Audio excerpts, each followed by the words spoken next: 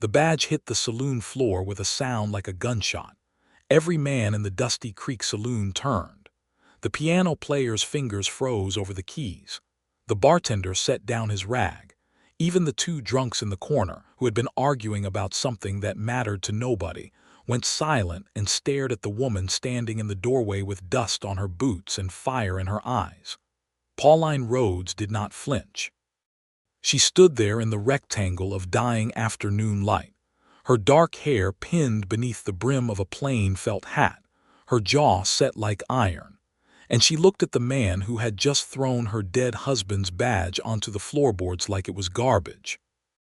Like George Rhodes had been garbage. Like 5 years of a man's life and the manner of his dying meant nothing at all. The man who had thrown it was big, broad across the shoulders, with a mustache that curled at the ends and small, mean eyes that reminded Pauline of a cornered animal. His name was Cutter Voss, and the moment she had walked through those batwing doors and laid that badge on the bar and said the name of the man who had murdered her husband, he had swept it off the counter with one thick hand and sent it skittering across the pine boards. "Your husband rode into business that wasn't his," Cutter Voss said. His voice was like gravel rolling downhill. "And business took care of him. That's the end of it, widow woman. I'd suggest you climb back up on whatever sorry horse brought you here and ride back to wherever you came from before the end of the day becomes worse for you." Pauline bent down slowly, not breaking eye contact with Voss, and picked up the badge. The 5-pointed star of Redrock County, tarnished now, a small dent in one arm where a bullet had grazed it during one of George's last rides. She pressed it into her palm and felt the points bite into her skin, and she was grateful for the pain because it kept her grounded, kept her from doing something that would get her killed before she'd done what she came to do. "My husband George Rhodes was the elected sheriff of Redrock County," she said, and her voice did not tremble, not even a little, even though every organ in her chest was screaming. "He was shot in the back on the 3rd of April, 1882, while investigating the diversion of water rights from the Cowboy River that were stealing the livelihoods of 15 farming families. I have ridden 240 miles to find the man who ordered that killing. I am not leaving until I find him." Voss took a step toward her. He was close enough now that she could smell the whiskey and the sweat and the particular odor of a man who believed the world bent around him. "And who exactly," he said, very quietly now, which was somehow worse than the loud, "do you think ordered it?" "I know exactly who ordered it," Pauline said. "I just don't have the proof yet." She turned and walked back out through the batwing doors before he could say another word, because she had learned in the 8 weeks since George's death that knowing when to retreat was not the same as surrendering, and she needed to be alive to finish this. The heat of the Sonoran afternoon hit her like a wall. Copperhead Valley sprawled before her, a collection of sun-bleached storefronts and wooden sidewalks baking under a sky so blue it looked painted on. It was 1882, late June, and the valley had the hollow, watched feeling of a place that had learned to keep its secrets. This was not how she had imagined coming back here. She had grown up 40 miles east of this valley, in the little settlement of Millhaven, where her father had run a dry goods store and her mother had kept a kitchen garden, and life had been small and reasonable and safe. She had met George Rhodes at a church social when she was 22, and he was 28, and he had been the most straightforwardly decent man she had ever encountered, which was exactly what she had needed after years of watching more complicated men cause more complicated trouble. They had been married in the spring of 1877, and he had taken the deputy's position in Redrock County, and then the sheriff's position 2 years later, and for 3 years she had been proud of him and frightened for him in equal measure, and she had learned to sleep through the nights he did not come home, and she had told herself it was fine, it was good work, he was helping people, and then on the 3rd of April, on a Tuesday that had started like any other, 2 deputies had ridden up to her front porch with their hats in their hands and faces like collapsed buildings, and she had known before they opened their mouths. George was gone, shot in the back. left in the dirt near the Callaway River crossing like something discarded. The official inquest had lasted 3 days and produced nothing useful. There were no witnesses willing to speak. The men who had been with George that day developed sudden, convenient failures of memory. The interim sheriff appointed by the county commissioners was a man named Briggs who had the eyes of someone owned by someone else, and within a week it became clear to Pauline that no justice would come through official channels. She had spent 6 weeks after the funeral doing 2 things: grieving, which she did privately in the dark, in ways she would never describe to anyone, and investigating, which she did methodically, following the thread of the water rights dispute that George had been looking into, reading every document he had left behind, talking to the farming families who had been robbed of their water access, and building a picture piece by piece of a conspiracy that ran from the Callaway River all the way to a land and water company called the Copperhead Valley Development Association. And the Copperhead Valley Development Association, she had eventually discovered, was run by a man named Holt Barrington, who operated out of a large office building on the main street of Copperhead Valley, and who had hired Cutter Voss as his enforcer sometime in 1880, and who had, she was now nearly certain, ordered her husband killed to silence an investigation that threatened to expose the fact that he had fraudulently acquired water rights that legally belonged to the farming families of the lower valley. So she had packed a bag, pinned George's badge inside her jacket, saddled her roan mare, and ridden west. The hard part was that she had arrived in Copperhead Valley with evidence that was compelling but not quite enough. She needed a witness. She needed someone who had been close enough to the operation to know what orders had been given and who had given them, and who was either brave enough or angry enough or desperate enough to say so in front of a judge. She needed, in other words, help, and she had not yet found it. She was standing on the wooden sidewalk outside the saloon, trying to remember where the sheriff's office was, when a voice came from her left. "That was either the bravest thing I've ever seen or the most foolish," the voice said. "I'm still working out which." She turned. The man leaning against the wall of the adjacent building was perhaps 32 or 33, lean in the way of men who worked hard and ate when they could.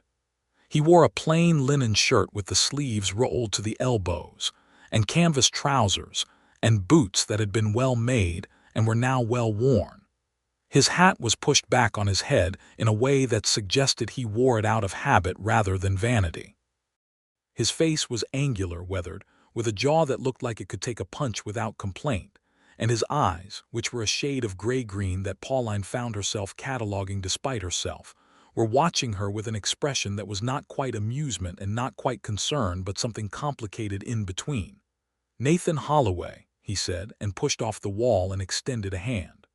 "I run the stock operation up at the north end of the valley, and I know who you are." She took his hand. His grip was firm and brief. "Do you?" she said. "You're Pauline Rhodes. George Rhodes was your husband." "I met him once about 2 years ago when he came through asking questions about water surveys. He was a good man. I'm sorry for what happened to him." Something in the genuine simplicity of that last sentence hit her harder than she expected. She had heard a great many condolences in the weeks since George's death, most of them clumsy, many of them hollow, and she had become adept at deflecting them.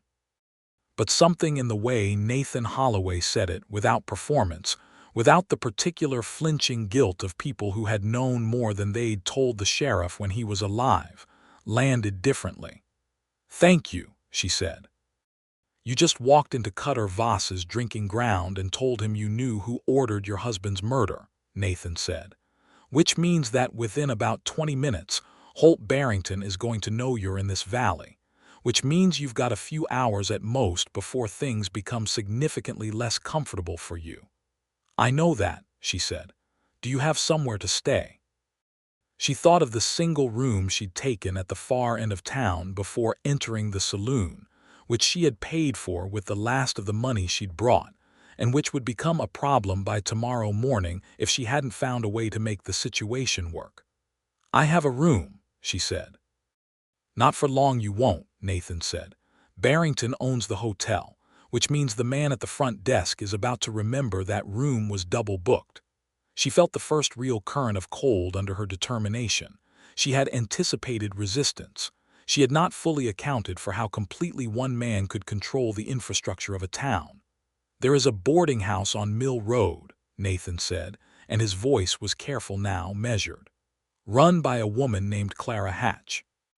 Barrington does not own it because she has refused to sell since 1878, and she has a shotgun and the temperament to use it.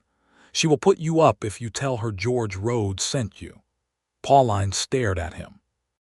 George is dead. She doesn't know that yet, and when she hears why, she'll put you up because of it, not despite it. Clara Hatch lost her own brother to Barrington's operations 3 years ago, and she has been waiting for someone to do something about it since. Pauline studied Nathan Holloway's face for a long moment.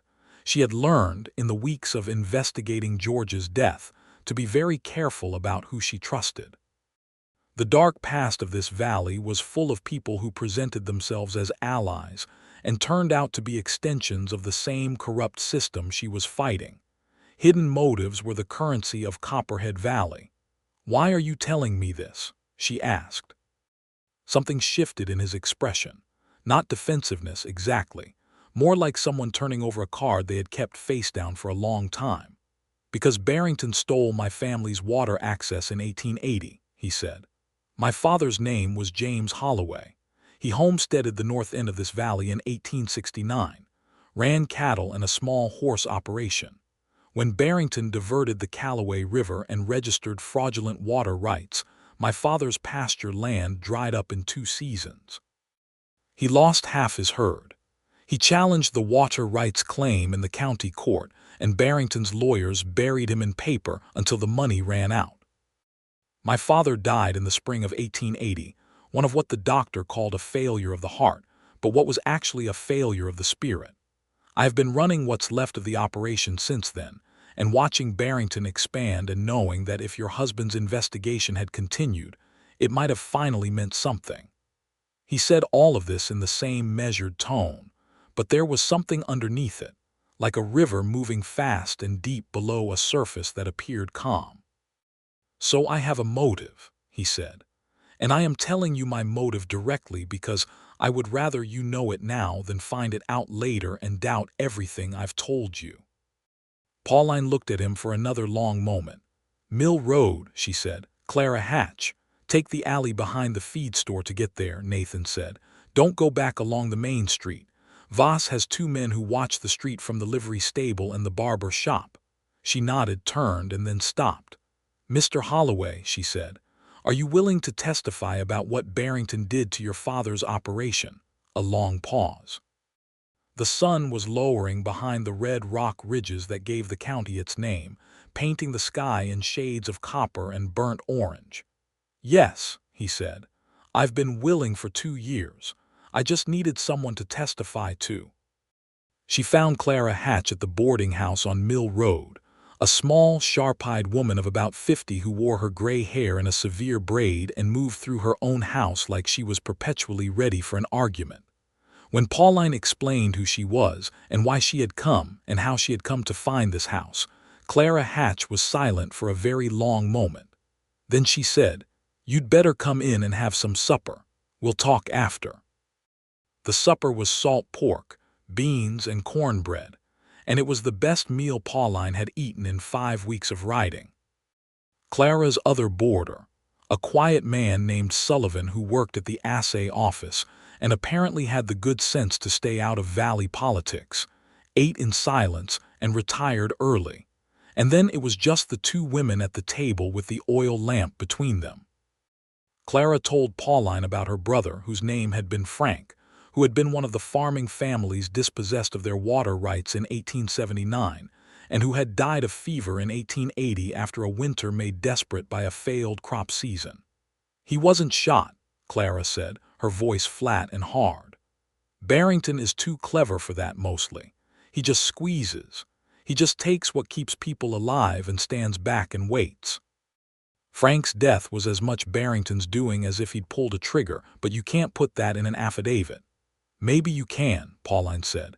If we have enough testimony about the pattern, about the systematic nature of what he's done, a judge might see it differently than a simple property dispute. Clara looked at her sharply. You know something about law. My father let me read everything he brought into the store, Pauline said, including legal texts he stocked for the county courthouse. And in the months since George died, I have read every document he kept and then went to the county seat and read the public filings on water rights registrations. The fraudulent registration is provable. What we need is testimony from people with standing who can corroborate the pattern. Clara was quiet for a moment. Then she said, Nathan Holloway has been waiting 2 years for someone to build this case properly. He told me he would testify. He's a good man, Clara said, and something in the way she said it was precise and considered, the kind of character assessment that came from long observation. His father's death hit him very hard. He has been carrying a great deal of grief and anger, with nowhere useful to put it. He is also one of the few men in this valley that Barrington has not been able to buy or frighten, which says something important about him. Pauline lay awake that night in the narrow bed in Clara's spare room, listening to the valley sounds outside the window, the distant low of cattle, the wind moving through the mesquite, and she thought about George. She let herself think about him fully, which she had not done much of since she had started moving, since movement had become the only way to keep grief from becoming paralysis. She thought about his laugh, which had been sudden and genuine and a little startled sounding, as if he was perpetually surprised by joy. She thought about the particular way he had of squeezing her hand twice when he felt things he couldn't quite say. She thought about the fact that she had known, somewhere deep and unspoken, that the badge and the work and the particular danger of being the man who stood between ordinary people and the predatory hunger of people like Barrington would eventually cost everything.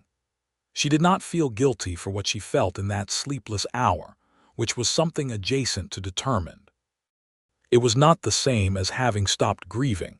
It was not the same as having moved on.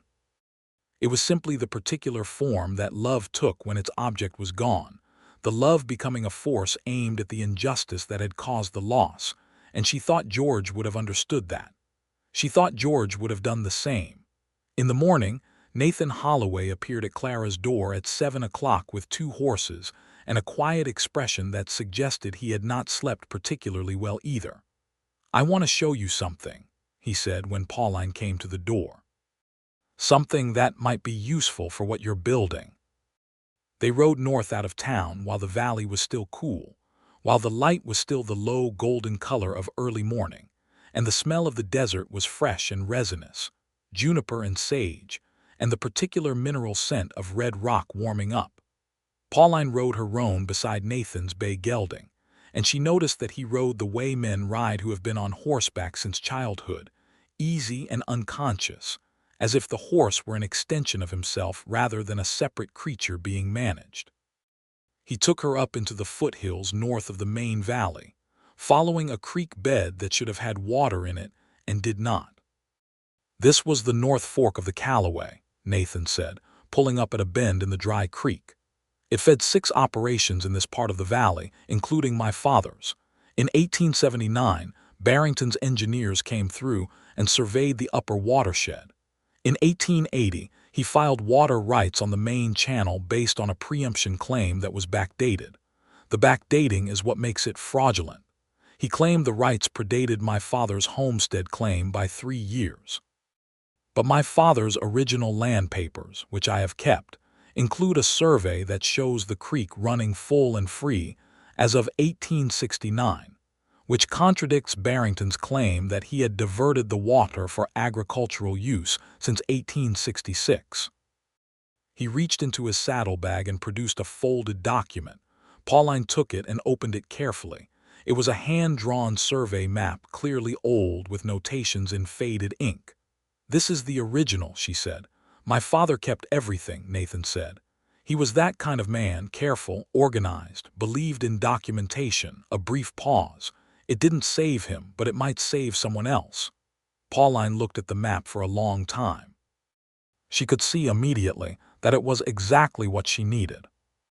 Combined with the county records she had already compiled, combined with the testimony of the dispossessed farmers, and combined with what George had been building in his own files before he died, this was the foundation of a real case. "What do you need from me?" Nathan asked. She looked up at him. He was watching the dry creek bed, and there was a quality to his stillness that she was beginning to recognize as his particular kind of feeling. He was not a man who broadcast his interior state. He was a man who went still when he was moved, as if emotion required a quieter container. "I need to understand what happened on the 3rd of April, she said. "George went to the Callaway crossing that day. Someone knew he would be there. Someone told Voss or told whoever pulled the trigger where to find him. That means there was someone inside George's circle who was working for Barrington." Nathan was quiet for a moment. "There was a deputy," he said carefully, "named Caldwell, Roy Caldwell. He left the county about 2 weeks after your husband died. I heard he went to Tucson. Do you know why he left?" "I think he was paid to leave," Nathan said. "And I think he knew what was coming that day and did nothing to prevent it or actively enabled it." The thing about betrayal was that it never stopped being a shock, even when you had already spent weeks preparing yourself for the possibility of it. The idea that someone George had trusted, someone George had worked beside, might have been the mechanism of his death landed in Pauline's chest like a stone dropping into cold water. "If Caldwell is in Tucson," she said, keeping her voice steady, "and if he can be found, he might be willing to talk. If he's living on Barrington's money and afraid of what he did, he might be looking for a way out. Or he might go straight to Barrington and tell him a widow woman is getting too close," Nathan said. He looked at her then directly, with those gray-green eyes that had already, in less than 24 hours, become somehow familiar to her. "Which is why whatever we do next has to be careful. Barrington is not a man who acts impulsively. He plans. He has already had warning that you're here. He will be thinking about what move to make, and his first instinct will be to find the legal minimum necessary to remove the threat you represent." "He can't remove me legally," Pauline said. "I haven't done anything wrong." "No," Nathan agreed. "So he'll try the other ways first, frightening you, discrediting you, making the cost of staying too high." "He should have thought of that before he had my husband killed," Pauline said, and she heard the edge in her own voice and did not try to soften it. Something crossed Nathan's face then, something quick and serious and almost admiring, and he looked away before she could be entirely sure she'd seen it. They rode back down to the valley in the warming morning, and Pauline's mind was moving fast, organizing what she had and what she needed and the order in which things would need to happen. She needed to write up a formal complaint and get it to a judge who was not in Barrington's pocket. She needed to find Roy Caldwell. She needed more witness statements. She needed to do all of this quickly enough that Barrington didn't have time to destroy what evidence remained. Over the following days, Nathan Holloway became her partner in this work, though neither of them named it that for a while. He knew the valley and its people, knew who had been harmed and who could be trusted and who had been bought, and he translated that knowledge for her as they moved from farm to farm, from homestead to homestead, talking to the families who had lost water rights and crops and livelihoods, and in some cases people they loved. The farmers were cautious at first. Barrington's grip on the valley was old and deep, and the consequences of opposing him were things they had seen and lived. But Pauline had something that was more powerful than any legal document, which was that she was a widow who had ridden 240 miles alone with her murdered husband's badge and a refusal to let it end badly. And there was something in that, something in the combination of her grief and her determined refusal to be crushed by it, that opened doors in people that had been shut for years. She also had Nathan. She was aware, in those days of writing and talking and documenting, that his presence mattered. Not because he said much, and not because he performed any kind of authority on her behalf, but because he was known in this valley as a man who could not be bought, and because the people who had known his father recognized in his face a grief that matched their own, and because he stood beside Pauline in a way that communicated clearly that he believed in what she was doing without ever once suggesting that it was anything other than hers. On the fourth day, something happened that changed the nature of the situation. Pauline returned to Clara's boarding house in the late afternoon to find a man she did not recognize sitting in Clara's front room with his hat in his hands and an expression of profound discomfort. Clara introduced him as Dale Mercer, one of the Valley's former farmhands, who had been working for Barrington's company for the past 2 years. "I heard you were asking questions," Mercer said to Pauline. He was a slight, sandy-haired man of perhaps 35, and he had the look of someone who had been carrying something heavy for a long time and was calculating whether the cost of setting it down was less than the cost of going on carrying it. "About what happened to your husband?" "About the water rights, about the whole thing." Pauline sat down across from him. "I'm listening."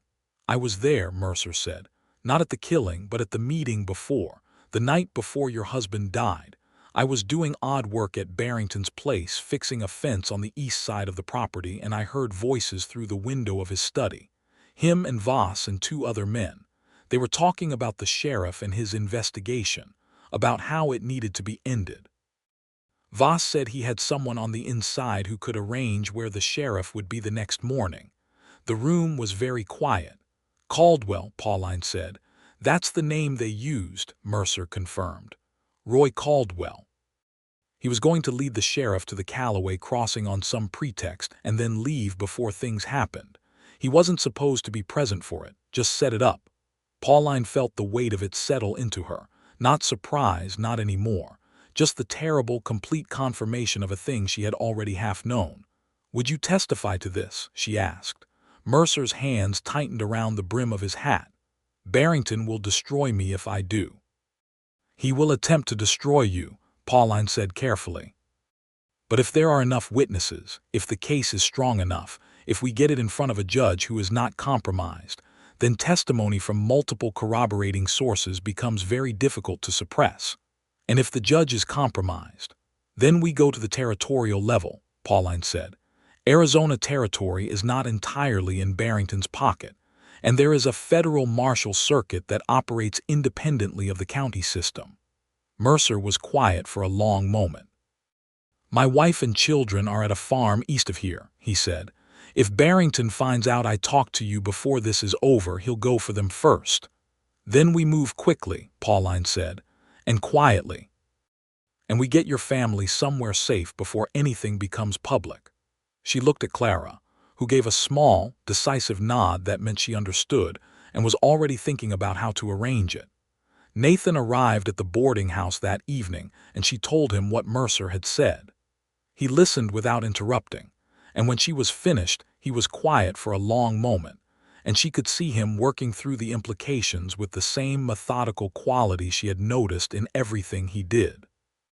"If Mercer is willing to put that in a written statement and sign it," Nathan said, "combined with the survey documents and the water rights records and the testimony from the farming families, that is enough for a territorial judge to issue an injunction and call a grand jury." "I need to get to Tucson," Pauline said, "to find Caldwell. If I can get him to corroborate what Mercer heard, the case becomes overwhelming." Nathan was quiet for a moment, and she watched something move through him, some internal calculation that was clearly about more than logistics. "I'll come with you," he said. She started to say she could go alone and then stopped herself, because the truth was that she was not entirely certain she could, and because the other truth was that she did not want to, and that second truth was complicated enough that she needed to set it aside for the moment and simply respond to the practical reality. "All right," she said. They left before dawn 2 days later, after Pauline had spent those days getting Mercer's statement written and witnessed, and lodged in a sealed document with Clara, who was possibly the most reliable custodian of secrets Pauline had ever encountered. Mercer's family had been quietly moved to a cousin's place 2 counties away. The farming families who had agreed to testify had been coached on what to say and how to say it and what documents to bring. The foundation was built. What it needed now was Caldwell. The ride to Tucson was 2 days each way through country that was beautiful in the particular austere way of the Sonoran Desert, wide and pale and vast under that enormous sky, saguaro cactus standing on the hillsides like sentinels, the air smelling of dry earth and distance. They rode and they talked, and the talking began to change the nature of what was between them, because there was something about long miles and shared purpose, and the particular intimacy of being the only two people in a wide landscape that stripped away the careful formality they had both been maintaining. He told her more about his father, about how James Holloway had come to Arizona territory with almost nothing and built something through 20 years of work and endurance, and the specific kind of stubbornness that the frontier required. About how he had died still believing that the legal system would eventually work, still trusting in the institutions that had in the end failed him entirely. She told him more about George, about the man he had been outside of the badge, the George who had kept a vegetable garden and had opinions about everything and could not walk past a dog without stopping to greet it. The George who had been funny in a quiet, dry way that snuck up on you, who had been terrible at cards but refused to stop playing, who had, in 5 years of marriage, never once made her feel that her intelligence was a problem. "He sounds like someone worth fighting for," Nathan said, and she knew he meant it as a tribute to George, but it landed somewhere else too, in that complicated space where her grief and her determination and her increasing awareness of the man riding beside her were all somehow occupying the same territory. "He was," she said simply. They arrived in Tucson on the third morning and found Roy Caldwell relatively quickly, because men who have been paid to disappear and told to stay quiet tend to drink heavily and spend their money in visible ways. And Caldwell was in a rooming house off of Congress Street spending what was clearly Barrington's money on whiskey and women, and the particular joyless dissipation of a man who had done something he could not stop thinking about. He recognized Pauline the moment she walked into the dim room where he was sitting with a glass at noon, and the color drained out of his face in a way that was confession enough. "Mrs. Rhodes," he said. His voice was wrecked. Nathan stood just inside the door, which was not a threatening position but was a present one, and Pauline sat down across from Caldwell in the way she had learned to sit across from people she needed something from, which was to say directly and without softening. "Roy," she said, and used his first name deliberately because she wanted him off balance and she was not above using that. "You know why I'm here." "I didn't know they were going to kill him," Caldwell said, and the words came out fast, like something he had been rehearsing against the possibility of this moment. "They told me it was just to find out what he knew, to intercept his notes. I didn't know it would end the way it did, I swear to God, Mrs. Rhodes, I swear on my mother's grave." "But you knew there was danger," Pauline said, "and you led him there anyway." Caldwell's head went down. His hands were shaking around the glass. "I was going to be fired," he said, and his voice had the mewling quality of a man who knew what he was saying sounded insufficient but was saying it anyway. "Barrington had something on me, something I'd done before I came to the county. He said he'd expose it if I didn't help him. And the blackmail made it acceptable to you to help arrange your sheriff's murder," Pauline said. "I didn't know it would be murder," Caldwell said again, but his voice was softer now, and what was in it was not argument but something closer to self-immolation. "What you knew and what you intended will be a matter for a judge and jury to determine," Pauline said. "What I need from you right now is a decision. You can write down everything you know about what Barrington told you, what he knew about George's investigation, and what he asked you to do, and you can sign it and give it to me. Or you can refuse and I will proceed without you, and when this case comes to trial, which it will, you will not have the protection of having cooperated. Either way, Roy, this is coming." Caldwell stared at her for a long moment. His eyes were bloodshot and his face was drawn and he looked like a man who had aged 10 years in 3 months. Then he said, "Do you have paper?" Pauline produced paper and a pen from the bag she had carried in, because she had come prepared for this, because she had known that this was the kind of conversation that needed to be settled while the decision was still in the room. Caldwell wrote for nearly an hour in a cramped and shaking hand, and Pauline and Nathan waited without rushing him. When he was done, he slid the pages across the table and signed the last one, and she witnessed it, and Nathan witnessed it, and then it was done. On the way out, Nathan touched her elbow briefly as she passed through the doorway ahead of him, and the touch was nothing, barely contact, just a hand guiding her into the sunlight. But she felt it with a disproportionate acuity that she filed away without examining. The ride back to Copperhead Valley took them through a long and brilliant afternoon, and then into evening, and they made camp at a site Nathan knew near a natural spring, building a small fire because the desert nights even in June could be cold, and they sat on opposite sides of it, and she found herself looking at him across the flames and thinking thoughts that were not about Barrington or Caldwell or water rights, or any of the things that had occupied her mind for the past weeks. She thought about the particular shape of his hands. She thought about the way he went still when he felt things. She thought about how he had said, "I've been willing for 2 years. I just needed someone to testify to," with such utter absence of self-pity. She thought about the fact that he had ridden to Tucson and back with her, without once making her feel that her cause was not also his cause, without once attempting to put himself in front of it. She thought, with the clarity that sometimes comes in the simple dark of a desert night, that she was in danger of something she had not expected to be in danger of when she rode into this valley. "You went very quiet," Nathan said from across the fire. He was not looking at her but at the flames, and his voice had the quality of someone being careful. "I'm thinking," she said, "about the case." A pause. "Not entirely." He looked up then. The firelight moved on his face, and he had the expression of a man who is very aware of the precise and delicate weight of a moment. "Pauline," he said, and it was the first time he had used her given name, and the simplicity of it, the directness of it, hit her somewhere tender. "I know," she said. "I don't want to make this more complicated than it already is." "It's already complicated," she said. "I rode into this valley with my husband's badge and a purpose that I have not yet completed. I am not in a position to be distracted from that purpose." "No," he agreed. "But I am also," she said carefully, "not going to pretend that I haven't noticed what is happening." He was quiet for a moment, and she could see him choosing his words with the same deliberateness he brought to everything.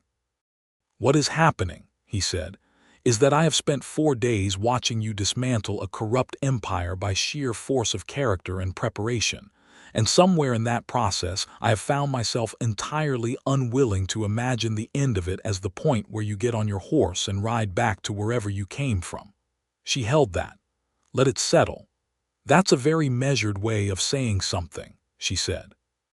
Something shifted in his expression, the carefulness giving way briefly to something warmer and less constructed, a look that was almost wry.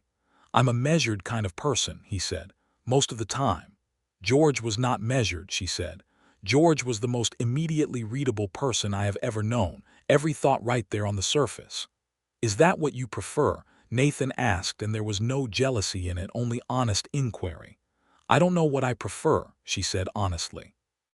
"I didn't know, until this week, that I was in a position to have preferences about anything except this." She gestured vaguely, meaning the case, meaning the long and unfinished work of justice that had brought her here. "Then let's finish this first," Nathan said, and it was a kind of promise somehow, even if it was not framed as one, and she recognized it as such and was grateful for the patience of it. They rode back into Copperhead Valley the next morning, and the situation had shifted in their absence. Barrington had moved. Clara met them at the door of the boarding house with a face that meant urgency. 2 of the farming families who had agreed to testify had been visited by men working for Barrington, presented with papers claiming they owed back water fees, threatened with removal if they did not pay by the end of the week. The amounts were large enough to be impossible on a failed crop season's income. The threat was clear: recant your agreement to testify or lose your land. "He found out," Nathan said. "Someone talked," Clara confirmed grimly. "I don't know who, but the word got back to him. Pauline felt the particular cold of a trap being sprung. She had known Barrington would move when he felt threatened, and she had tried to move fast enough to prevent it, but the valley was too small and too tightly controlled for anything to stay quiet for long. "He's trying to pull the witnesses," she said. "He's succeeding with some of them," Clara said. "I can't blame them. They're frightened and they're poor and they have families." "He's also done something else," Clara added. "He's filed a complaint with the county sheriff. About you. Says you've been approaching residents under false pretenses and collecting fraudulent statements for the purposes of malicious litigation." Pauline almost laughed. It was such a precise mirror of what she was actually doing to him, only inverted. "That's elegant," Nathan said, and his tone was not admiring but something bleaker. "He knows I don't have a lawyer yet," Pauline said. "He's trying to create enough legal noise to slow me down and buy himself time to dismantle the case from the inside." She sat down at Clara's kitchen table and spread out what she had: the survey map, Mercer's statement, Caldwell's written confession, the original documents George had compiled, the witness statements she had collected herself. She looked at it all and she thought hard. "The county court is compromised," she said. "Filing there buys us nothing. We need a federal jurisdiction angle." "The water rights," Nathan said, immediately, sitting down across from her and leaning forward. "The Cowboy River crosses federal land. If the diversion happened on the federal land portion, that brings it under federal jurisdiction." "Does it cross federal land?" Pauline asked. "My father's original survey noted it," Nathan said. 3 miles upstream. The river crosses a section that was never homesteaded and remains in federal trust. Then the fraudulent water rights registration, to the extent it covers water taken from the federal land section, is a federal matter," Pauline said slowly. "Which means I can file a complaint with the federal land office and request federal marshal involvement, and Barrington's county-level manipulation becomes significantly less useful." Nathan was looking at her with that expression again, the one she was coming to recognize, that slight and involuntary warmth he could not entirely contain when she did something that he found, for whatever reason, striking. "You worked this out before you came here, didn't you?" he said. "Not all of it. But the federal angle you already knew." "I suspected," she said. "I needed the survey to confirm it, which is why you asked me about the survey on the second day." "Yes," she said. "Pauline," he said, and there was something in his voice that was not quite laughter and not quite admiration but the warm space between them. "Later," she said, because there was no time for any of it right now, and he understood and nodded, and they went back to work. They spent the rest of that day and the following day preparing the federal complaint. It was meticulous work, the kind that required everything to be exactly right because one gap, one inconsistency, one unverified claim would give Barrington's lawyers a handhold to pull the whole thing apart. Nathan wrote in a clear, precise hand when she needed him to draft language, and she revised what he wrote, and he revised what she wrote, and it was, she thought, a remarkably frictionless collaboration for two people who had known each other less than 2 weeks.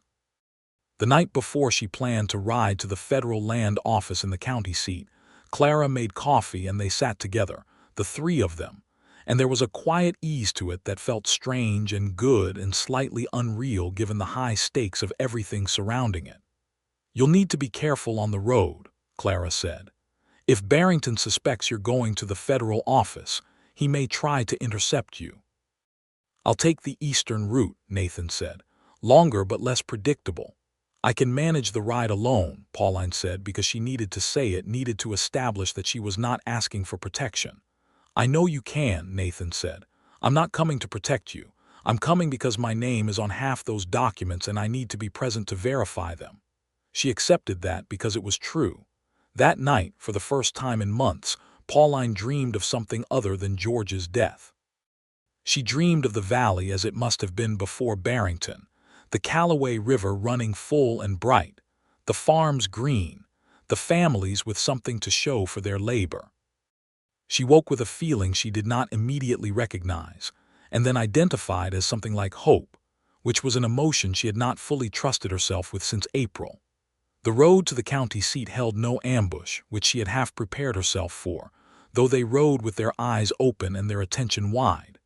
They arrived at the federal land office at mid-morning, and the federal agent, a quiet, thorough man named Aldrich, spent 2 hours going through the documents and asking careful questions. At the end of the 2 hours, Aldrich looked up from the papers and said, "Mrs. Rhodes, the water rights fraud here is documented with unusual clarity. The federal land section crossing makes this our jurisdiction. I'm going to forward a request for federal marshal investigation this afternoon, and I'm going to file an emergency injunction on the disputed water rights pending the investigation. That injunction, once issued, will prevent Barrington from using his county connections to suppress the state-level case you've been building." Pauline felt something release in her chest that had been held tight for months. "How long for the injunction?" Nathan asked. 48 hours if the judge agrees, which I believe he will given the documentation." Aldrich looked at both of them. "I would advise you to be careful in the valley until the federal marshal arrives. An injunction on paper doesn't stop a man like this from taking other kinds of action." "Understood," Pauline said. They rode back to Copperhead Valley in the afternoon, and Nathan was quiet for much of the ride, and she let him be quiet, because she was coming to understand that his silences were not empty but full of things he was working through. "About an hour from town," he said. "What happens after?" "After the injunction, after the marshal's investigation, after the trial. After all of it," he said, "when it's finished, when justice is whatever justice turns out to be, what happens to you?" She was quiet for a moment, looking at the road ahead, at the way the red rock ridges turned rose gold in the late afternoon light. "I don't know," she said honestly. "I have a house in Redrock County that I have been renting out since I began this journey. I have enough money to manage for a while. Beyond that I haven't planned." "You could stay in the valley," he said carefully. "If there were reason to." She looked at him. He was looking at the road ahead, and his profile in the afternoon light was something she had been trying not to think about too carefully. "Is there reason to?" she asked, and she heard the weight of her own question. He looked at her then, and the gray-green of his eyes in the late light was something she would remember for a very long time, and what was in his expression was not the careful, measured Nathan she had come to know, but something more open, more unguarded, more simply present. "There is," he said, "every reason in the world, if you're willing." She thought about what she was willing to say and what it would mean to say it, and she thought about George, and she held George's memory with the tenderness it deserved, and she also held the full and honest acknowledgement that grief did not require celibacy of the living, and that the fact that she had loved one good man did not mean she was prohibited from recognizing another. "I think," she said, choosing her words, "that I would like to know what the valley looks like when the Cowboy River runs full again." It was not a declaration. It was something more practical and more poetic than a declaration. And the slow warmth that moved across Nathan Holloway's face in response to it was not a dramatic expression of overwhelming passion, but something quieter and more durable, the kind of feeling that intended to stay. 2 days later, the federal injunction arrived by dispatch rider. The marshal's office sent word that an investigation had been opened. The injunction prevented any further legal harassment of the farming families who had agreed to testify. Barrington's response was immediate and exactly what Pauline had anticipated. He filed legal objections through his county lawyers. He sent Cutter Voss to make what Voss probably imagined were subtle inquiries about the ownership of Clara's boarding house. He had a statement published in the Valley's weekly paper questioning Pauline's credibility and suggesting her motives were financial rather than principled. None of it worked, because the documentation was too thorough and the federal jurisdiction was too clear, and Pauline had, over the past 12 days in this valley, built something that his money and his local influence could not entirely reach. The day Voss came to Clara's door, Nathan was present, which was not by accident, and the conversation was brief and pointed. Voss left without having accomplished anything, and he had the look of a man who was beginning to calculate whether his employer's future was as secure as he had believed. The federal marshal, a lean and serious man named Garrett, arrived in Copperhead Valley on a Friday and spent the weekend taking formal statements. He was experienced, methodical, and appeared to have no local allegiances whatsoever, which was exactly what the situation required. He interviewed Mercer. He interviewed the farming families. He reviewed Caldwell's written statement and sent a deputy to Tucson to take a formal deposition. He examined the survey documents and the water rights records. On Monday, he called Holt Barrington in for a formal interview. Pauline was not present for that interview because she had no legal standing to be present for it. But Clara's house was close enough to the building where it took place that she and Nathan and Clara sat in the front room and waited, and the waiting had a held-breath quality that was almost unbearable. Nathan reached across the table at one point and covered her hand with his, briefly, not saying anything, just present, and she turned her hand under his and held it, and neither of them said anything about it. Marshal Garrett emerged in the late afternoon and came to Clara's house, which Pauline had given as her address of record, and the expression on his face was the careful neutrality of a man who was about to deliver information he was not yet ready to call a victory. "Mr. Barrington has retained 2 lawyers and declined to answer most questions directly," Garrett said, sitting down at Clara's table, "which is his legal right. However, the documentation you've compiled, combined with Mr. Caldwell's deposition, which my deputy obtained this morning by telegraph, is sufficient for me to refer the matter to the federal grand jury in Tucson. That process will take time. It will not be a quick resolution." "How long?" Pauline asked. "Months likely, possibly longer." He looked at her directly. "Mrs. Rhodes, what you've built here is solid. It is the kind of case that, if handled properly, results in criminal charges for conspiracy, fraud, and as an accessory to murder. That last part is the hardest, because accessory to murder requires establishing that Barrington's order led directly and knowingly to your husband's death. Caldwell's statement establishes Barrington knew about the plan. It does not yet establish that he ordered the killing rather than merely the interception." "Mercer's statement," Nathan said, "is one witness to a conversation through a window," Garrett said. "It's corroboration, but it's not a standalone proof. We will need to find the man who actually pulled the trigger." "Do you know who that was?" Pauline asked. Garrett was quiet for a moment. "We have a name from Caldwell, a man named Doyle who has reportedly left the territory. We're pursuing that." Pauline nodded. She had known from the beginning that this was not going to be resolved in a single day or a single gesture. Justice in 1882 moved at the pace of institutions, which was slow and grinding and required patience. She had had to build from scratch in the months since George died. "Will the injunction hold?" Nathan asked. "Yes. The fraudulent water rights are suspended pending investigation. The farming families retain their access until the case is resolved." Garrett looked at Nathan. "Mr. Holloway, your family's claim to the North Fork access will be specifically addressed in the grand jury referral. It is one of the most clearly documented instances of fraudulent displacement in the record." Something crossed Nathan's face, then that was not a dramatic expression, but was complete and quiet, the particular expression of someone receiving a thing they had needed for a very long time and had learned not to hope for too directly. "Thank you," he said. In the weeks that followed, the valley began a slow and tentative change. The injunction had a visible effect, and not just in legal terms. People who had been quietly terrified of Barrington's retribution began to move differently, to speak more openly. Cutter Voss was still present and still dangerous, but he was also a man watching his employer's fortunes shift and making the calculations that men like Voss always made eventually, which was to say the calculations about which way to jump. Pauline stayed. She stayed because the case required her presence as the primary complainant in the federal process.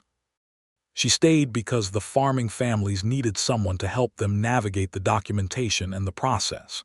She stayed because Clara's house had become something like a home in its modest, practical way.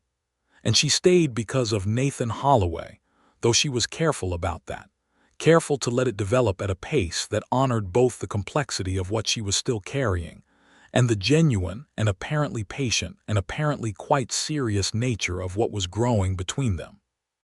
They began to share more ordinary time together, not just writing and documenting and building legal arguments, but the quieter kinds of time.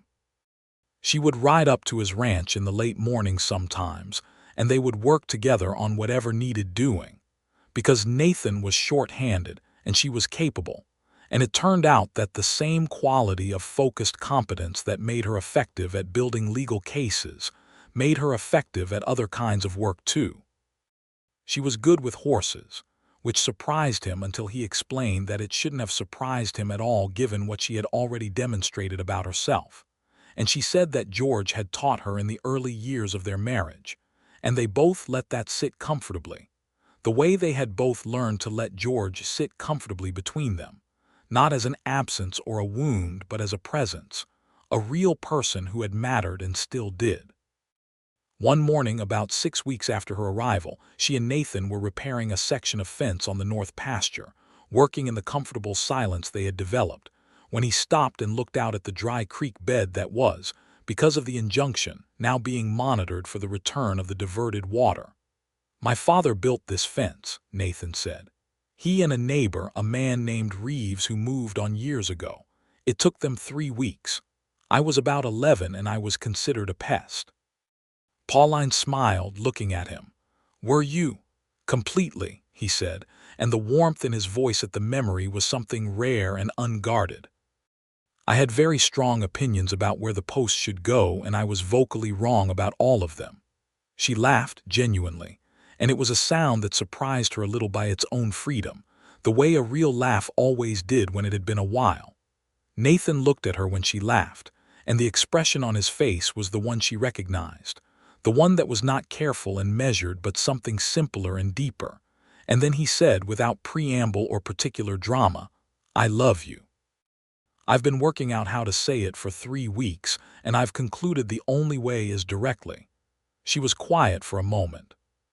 She thought about what love meant after loss, whether it was different or diminished or complicated in ways she could not yet map. She thought about what she felt when she woke in the morning, and her first thought was of the day's work, and Nathan was in that thought as naturally as breathing. She thought about the way he had sat across the fire and said measured things that were not measured at all underneath, and the way he had covered her hand in Clara's front room and not needed it to mean more than it meant in that moment. "I know," she said. And then, because that was not enough, and because honesty required more, she said, "I love you too. I've been knowing it for 2 weeks and resisting saying it for about the same reasons you were." He crossed the distance between them and she let him, and when he kissed her, it was not the tentative exploratory kiss of two people who are not sure, but the kiss of two people who have been sure for a while and have finally stopped waiting for permission. The fence remained unfinished until the following morning, which Clara pretended not to notice when Pauline returned to the boarding house in the late evening with a more settled expression than she had been wearing for weeks. The grand jury process proceeded through the summer and into the fall. Marshal Garrett's office tracked down the man named Doyle in New Mexico Territory in August, and his arrest and agreement to cooperate with prosecutors in exchange for reduced charges was the final piece. Doyle testified to having been paid by Voss, under direct instructions from Barrington, to follow the sheriff to the Callaway Crossing and ensure he did not leave it. Holt Barrington was indicted in September 1882 on federal charges of water rights fraud, conspiracy, and accessory to murder.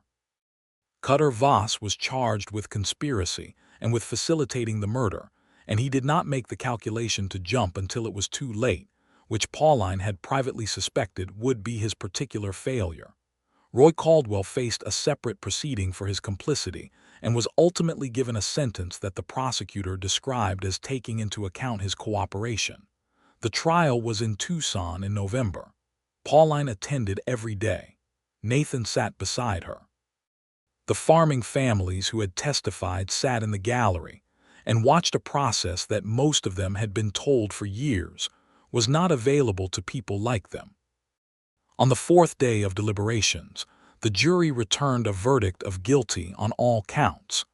Barrington went pale in a way that suggested he had not entirely believed it would come to this despite all the evidence.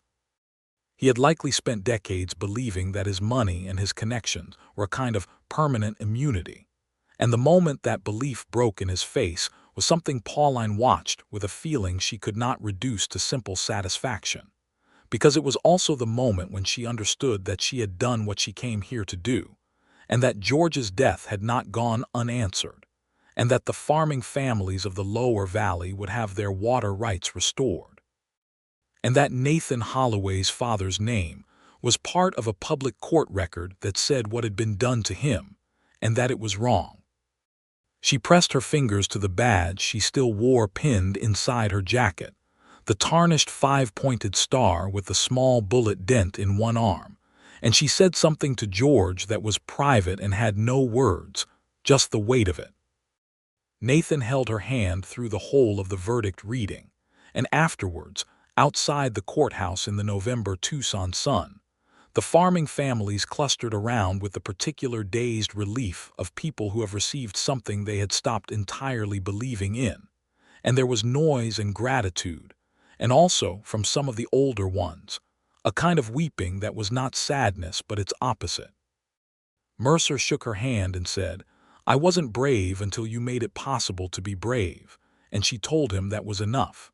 Clara had come for the verdict, and she embraced Pauline with an unfussy practicality that was perfectly Clara, and then she said in a low voice, "Are you staying then?"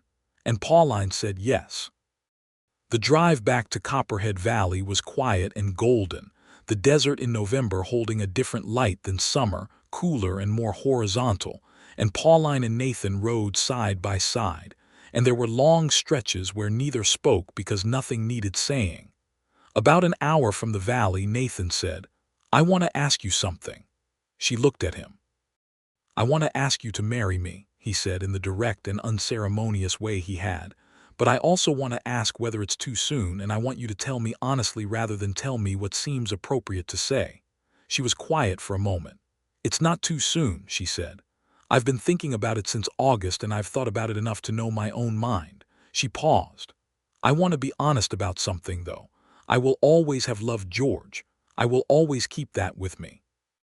I don't know how to love you without also loving what I carried from him, because I think the person I became partly because of that marriage is part of why I love you."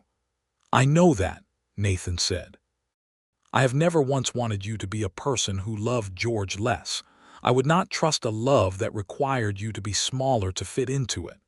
She looked at him and felt, very clearly and without ambiguity, that she was going to spend a long time loving this man. "Yes," she said.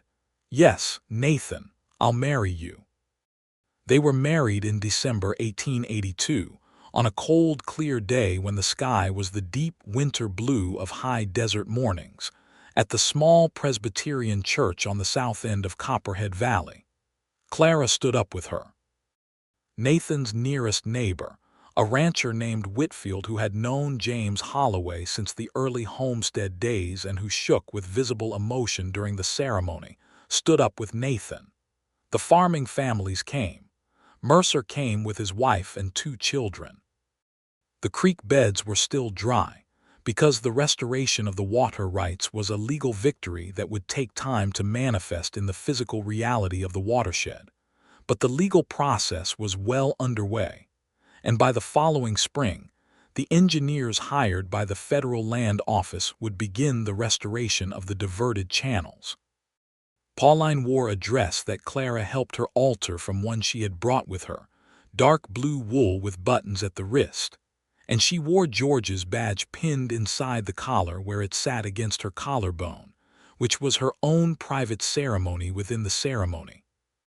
Nathan wore his best clothes, which were clean and pressed and not particularly formal, and he stood at the front of the church and watched her walk toward him, and his face was the open, unguarded face she loved best in him, the one that existed below all the careful and measured surfaces. The minister was a young man who was slightly nervous and got a little tangled in the words at one point, and Nathan quietly supplied the correct phrase so gently that the minister barely missed a beat, and Pauline made a note of that particular grace as another entry in the ongoing and apparently inexhaustible catalog of things she loved about this man. The winter was mild by the standards of the territory, and they settled into the ranch together with a naturalness that surprised neither of them. Pauline had skills that the ranch needed, and the ranch had a particular quality of space and purposefulness that fit what she was. She kept working with the farming families through the winter, helping them navigate the legal restoration of their water rights, which was a slow and bureaucratic process that required the same patient documentation she had brought to the original case. Nathan expanded the stock operation slowly and carefully, the way he did everything, not overextending, not borrowing against optimistic futures, just the steady, patient building of something reliable. In February, the federal process completed the formal restoration of the North Fork water rights to the Holloway Ranch. The water would not flow until the physical restoration of the channels was done, but the legal fact of it was established, and Nathan stood at his father's fence line looking at the dry creek bed and said nothing for a long time, and Pauline stood beside him and held his hand and did not try to fill the silence. Spring came, and with it the engineers, and in April 1883, exactly 1 year after George Rhodes had been killed on the bank of the Cowboy River, the water began to flow back through the North Fork. Nathan took Pauline to the creek on the morning it came through, and they stood and watched the water return to the dry channel, moving at first slowly and then with more confidence, finding the old route again as if it had never forgotten it. And the sound of running water in a desert landscape was one of the most alive sounds Pauline had ever heard. She took the badge out from inside her collar. She held it for a long moment, feeling the weight of it, the 5 points pressing into her palm the way they had on the first day, when she had bent down to pick it up from the floor of Cutter Voss's saloon and looked at a man who thought he had won and told him he hadn't. George, she said to the badge, to the man it stood for, to the memory that she carried with the same care and tenderness she always would. Look at this. Look at what your work started. Look at what didn't go unanswered. She held it a moment longer, and then she did something she had been deciding about for months. She set it on the flat top of a large river rock at the edge of the water in the spring sunlight in plain sight, where it would sit for a while as the water ran past it, the tarnished star reflecting a sky that had learned to be blue again. Not lost, not abandoned. Placed there with intention, with honor, with the full weight of everything it had meant and still meant. Nathan put his arm around her from behind and held her, and she leaned into him, and they stood there for a long time while the water ran. By summer, Pauline was carrying their first child, which she announced to Nathan one evening after supper in Clara's characteristic unpreambled fashion, because she had been living with a measured man long enough to know that some things were better delivered directly. He went entirely still for about 4 seconds in a way she recognized as his version of being overwhelmed, and then he stood up from the table and crossed to her and held her face in his hands with a care that was, she thought, one of the most eloquent things she had ever seen. "A son," he said, and it was not a request but a hope stated quietly. "Maybe," she said. "We'll see what we get." They got a son in February 1884, born during a night of soft rain, and they named him James George Holloway, which carried both of the men they had loved and lost in the first syllable of each name, and which Nathan said when he first held him, very quietly, with the baby against his chest and his eyes bright in the lamplight. Clara came to help with the birth and stayed for 2 weeks afterwards, which was essential and which she would have done regardless, because Clara had become family in the way that some people become family, not by blood but by the particular accumulation of shared danger and shared purpose and shared kitchen tables. The valley continued to recover. The restoration of the water rights did not fix everything, because years of damaged soil and broken operations and lost investments could not be reversed by a single court decision, but it gave the farming families the foundation they had been denied, and that turned out to be enough for most of them. The Copperhead Valley Development Association dissolved in the legal aftermath of Barrington's conviction. The land and water resources it had held returned through various legal proceedings to their rightful claimants. The following spring, with the creek running full and green appearing in places on the north pasture that had been dust for 3 years, Nathan expanded the cattle herd and took on 2 ranch hands and began planning a proper stable that his father had always intended to build.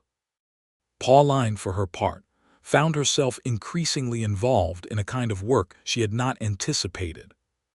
The farming family's experience of navigating the federal legal process had been made possible partly by her help, and word had spread through the territory in the quiet way that word spreads of useful things, and people began coming to her with questions about legal processes and document preparation, and how to pursue grievances through official channels.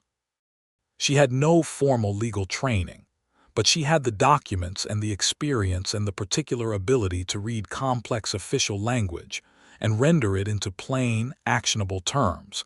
And in 1884 Arizona territory, that was not a common skill. Nathan watched this development with the same quality of attention he brought to everything, quiet and present, and not in any way threatened by a wife whose reputation was growing independently of his own. He said once, in the evening, that his father would have paid good money to have someone like her available when he was fighting the water rights case. And she said that was the most useful compliment anyone had ever paid her, and he said he had learned from her that useful was the highest form of anything. James grew, as babies do, with terrifying speed, and was by his first birthday already opinionated about horses, which made both his parents laugh frequently. By the fall of 1885, it became clear that James would shortly have company, because Pauline was expecting again. Their daughter was born in April 1886, in the same room where James had been born, also during rain, which Nathan said was either significant or merely the weather doing what it did in spring. And she was named Clara Frances Holloway, the first name for the woman who had made everything possible in those early dangerous days, and the second for Nathan's mother, who had died when he was young, and whom he had spoken of rarely, but with a particular tenderness that Pauline had noticed and held. Clara Hatch, upon being told of the name, said only, "Well, don't expect that to make me sentimental," and then was visibly moved for the rest of the afternoon and pretended not to be.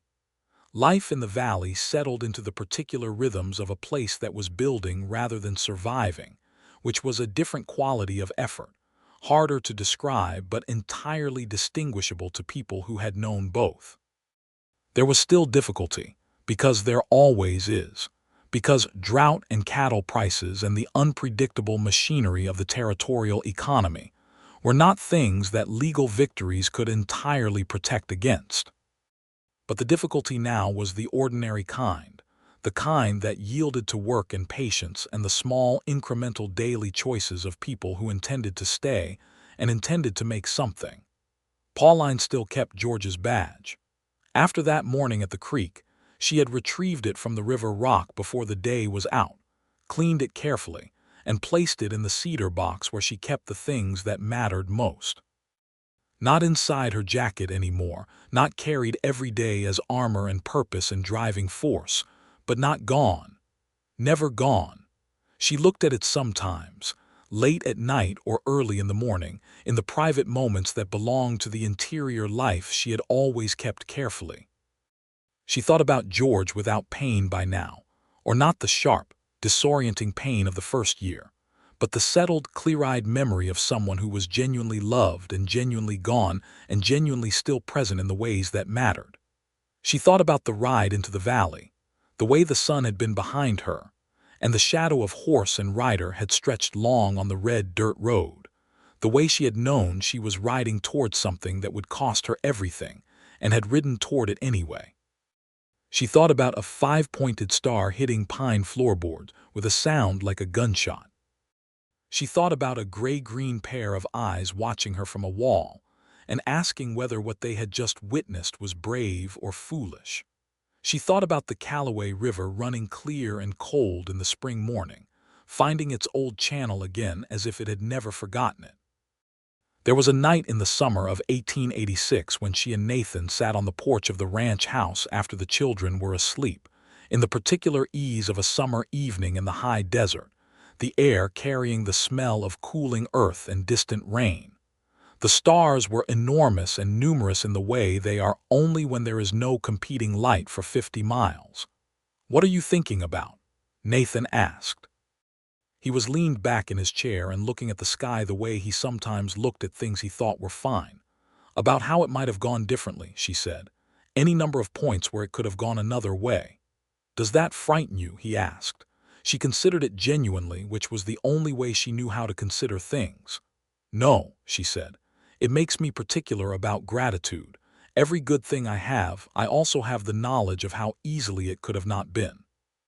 He reached across the space between their chairs and found her hand in the dark and held it. "I'm glad you came," he said. "I'm glad you rode into the valley. I'm glad you were the kind of person who rode into the valley." "You would have found your own way eventually," she said. "Probably not," he said honestly. "I was doing a very patient job of doing nothing. I needed someone to be in motion." She laughed softly, and the sound of it moved out into the warm desert night, over the pasture that was green again, over the creek that ran in its restored channel, over the valley that was slowly, imperfectly, genuinely recovering. She thought of everything that had brought her to this porch, this night, this hand in hers in the dark. The grief and the fury and the badge and the road, and the man who had leaned against a wall, and asked whether what he'd seen was brave or foolish. She thought of the water coming back to the dry creek, and her son who would inherit a ranch that was whole, and her daughter who would grow up in a valley where the law had meant something, however briefly and imperfectly, and at such cost. She held Nathan's hand in the dark and looked at the enormous stars and felt, with a fullness that had nothing to do with the absence of difficulty and everything to do with the presence of meaning, that she was exactly where she was supposed to be. George's badge sat in the cedar box inside, tarnished and dented and irreplaceable, and it had done what it was meant to do. It had carried her here. It had served its purpose. And the valley breathed around her in the summer dark, alive and ongoing and finally free.